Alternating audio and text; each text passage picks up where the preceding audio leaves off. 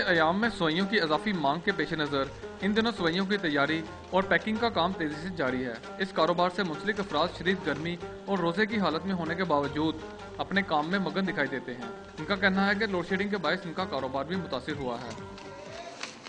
Light بھی نہیں ہے، نہ گیس ہے، نہ کوئی چیز ہے، اور اس لیے پیکنگ وغیرہ بھی کر رہے ہیں، سامان بھی بہت مہنگا ہو گیا، سیویاں بھی بہت مہنگی ہو گئی ہیں۔ سوئیوں کی تیاری میں مشغول ان افراد کا کہنا ہے کہ پیداواری لاگت میں اضافے کے باعث اس عید پر لوگوں کو سوئیاں قدرے مہنگے داموں ملیں گی۔ بتی کا مسئلہ سارا، بتی کی وجہ تو گیس کی وجہ تو مہنگائی ہے، جو بھی کوئی نہیں ہے۔ مہنگائی کے باوجود پاکستان میں لوگ عید کے موقع پر سوئیاں پکانے کی روایت کو برقرار رکھتے ہیں۔ سوئیوں سے نہ صرف مہمانوں کی توازو کی جاتی ہے بلکہ عزیز رشتہ داروں کے گھروں میں بھی سوئیاں بھجوائی جاتی ہیں، اور تو اور بچے بھی میٹھی سوئیوں کے بغیر اپنی عید ادھوری سمجھتے ہیں۔ کیمرہ مین شعیب سعید کے ساتھ رانا فواد، ڈان نیوز، لاہور۔